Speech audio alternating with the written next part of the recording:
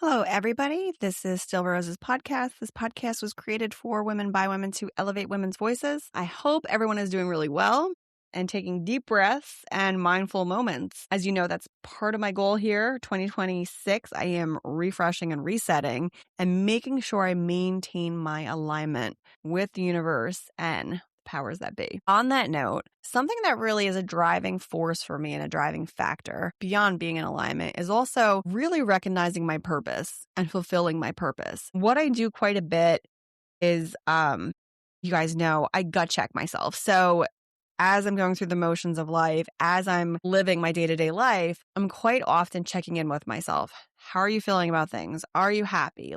Does something feel off? Usually I can sense when something is off, when I don't feel quite like I'm in alignment. That's the only way I can say it. I don't know how else to explain it, but I do know that there's a definitive feeling always in my chest, always in my throat, that I can tell when I'm not living the life that I'm meant to be living. And it feels uncomfortable. It feels like anxiety. It feels like depression. It feels like you're questioning yourself. It feels like sadness. All these feelings that we will get throughout the day when we're living our lives, throughout our weeks and days and everything. That's your barometer. That's your internal thermometer saying something's wrong here. Now, it's quite easy to know physically when something's wrong, right? You get a fever, you get sick, you feel sick. As you can tell, I'm still not all the way well from my illness and my throat's still bothering me a bit, but physically it's easy to say there's something wrong here. I have a fever. These are my symptoms. Spiritually, emotionally, it's harder to tell, right?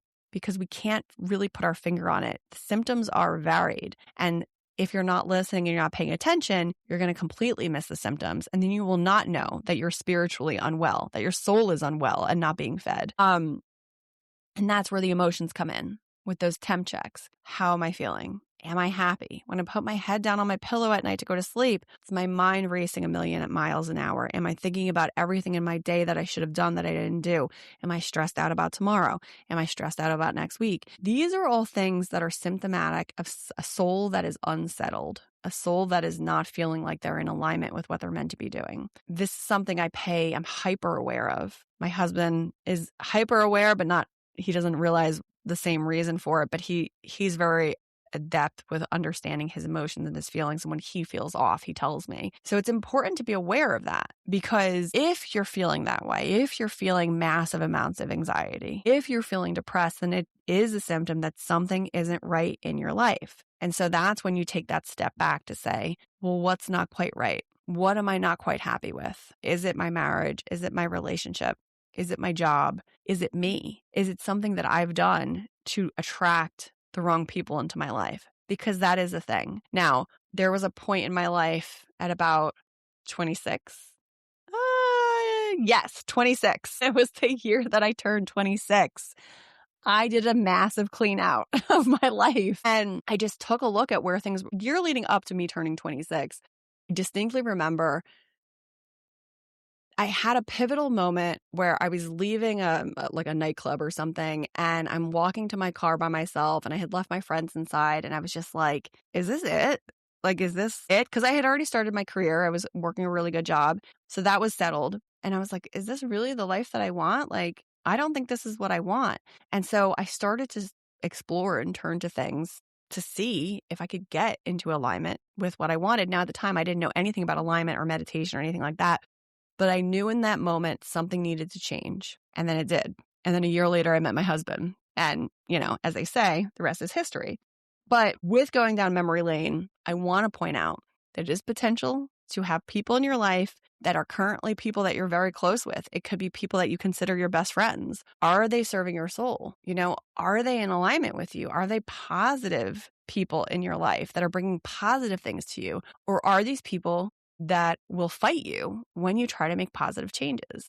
Now, sometimes I think to myself, Jenny, you really should have more friends. You should have more people in your life. There should be more to what you have socially. But then I remember I've cultivated quality over quantity. And I've expressed this to my kids too, because I want them to start realizing this now as 8 and 9-year-olds. It is not about having a lot of friends. It is about having people around you that are on the same wavelength as you and looking to the same future. Because if you are unhappy with things in your life, if you start to really look at the people that you're surrounding yourself with, if they are not in alignment with doing better for themselves, if you are going out and partying all the time and drinking heavily and, you're having fun, sure, I'm not going to say you're not, but then you wake up in the morning and you're like, you feel like crap physically, mentally you're drained, and you're unhappy.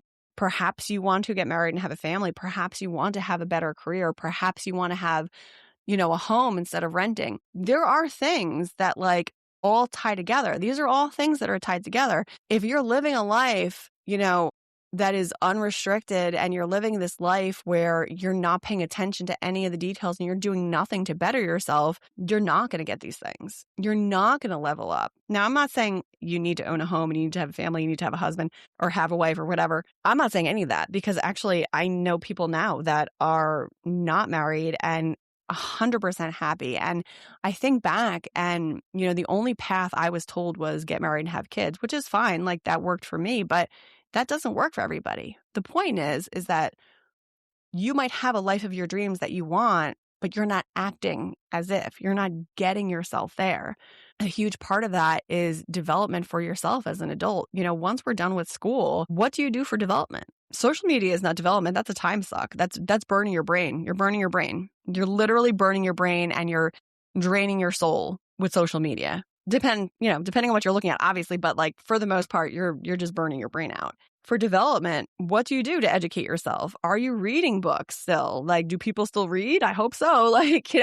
There's other things to be done. So it's important to consistently check in with yourself and make sure that you are happy with how things are going. And if you're not, what can you do to change? I recently recommended the book, The Secret, to somebody that I know that is interested in a life change. And I explained, this is where I started.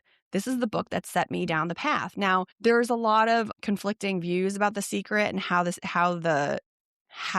being in alignment and, manifesting is presented in that book, because that was just a tip of the iceberg, scratch the surface. It didn't actually put you down the path for a stronger alignment, but it's a starting point. And for me, it was the easiest book to pick up because that was something that I knew, this is a book that I understood easily digestible to me, and it got me going on the right path. And then I explored more and I went deeper and it got me on a better path. So you kind of just build on it. A quote that I recently saw that spurred this topic for all of you is, the greatest level of hell is when you come to the end of your life and you have to look your potential in the eye and say, I'm sorry I was afraid. When the person you became meets the person that you currently could have been, if only you had the courage, you could have achieved this. I actually think this a lot. So essentially, takeaway, because I don't know if I said it quite right, is if I get to the end of my life and then I look at the person I was supposed to become, but I just didn't get there because I was so afraid to take the risk, the potential is going to show to you and you're going to be like, oh my God, I could have done all of this, but instead I didn't because I kept going out every single night and I wasted my life away on things that really didn't matter. And I should have done this and I could have done that. That feeling of regret, I don't ever want to have that feeling. And so I'm on a consistent pursuit for what else is out there. And the way that I'm doing this, not so much it's not a desperate search. The way that I do it is when an idea pops into my mind, I take it as a nudge and then I explore that idea further. I wrote up a whole business plan recently based on a nudge that I've gotten for the past couple of years and was like, well, let me look into this further. What realistically is possible here with this particular nudge? No, I have decided that particular nudge may not be the best nudge for me, but I explored it all the way before I made that decision. And now I know for sure, you know what? I don't think that's going to be the smartest path for me to go down. Perhaps I can try this nudge instead. And then I'm just going from there. When these ideas pop into your minds, right? And you're thinking to yourself, oh my gosh, I really like making cookies from scratch. I just really like it. I like creating recipes. I really enjoy it. Why am I not doing this on YouTube? Why am I not sharing these recipes? Somebody must be interested in this. And then there you go, lean into it. Try it out. Give it a shot. This podcast was one of those things. Now, granted, nothing really mind-blowing. It's not the millions and millions of viewers are coming here, but I can tell you this. When I started, it was just 40. And now there's several hundred that's a pretty significant thing. And it's interesting because many, many people, myself included, get discouraged. You see all these young people, and I say young people a lot because, to be perfectly honest, it irritates me that all these people have so much time to really scale and do all these things. And I'm like kind of just doing it on the side. And you see people, go onto social media and everybody's just desperately trying to get the attention by doing random things and seeing what can they get to go viral and this and that. I get it because I'm out there too, and I'm trying to do my things myself as well. But then I always think back to myself, well, what about the quality? So for the podcast, for example, I could potentially be killing myself right now and continuing with guest recordings for several hours a week, which I then have to edit and post and put out there. For a really long time, any guest that came my way, as long as it was a woman, you were going to be on my podcast. You're going to be on the show. Now I look through all the emails that I get with a lot closer of a lens. I can't support everybody being on the show because I don't have time for that. I'm making the show work for me because I want to still do this. This still feels in alignment with me. This still feels like something. And the more listeners that I get, it's interesting because it's people that I didn't realize were listening, have told me you have a knack for this. This is really awesome. You should keep going.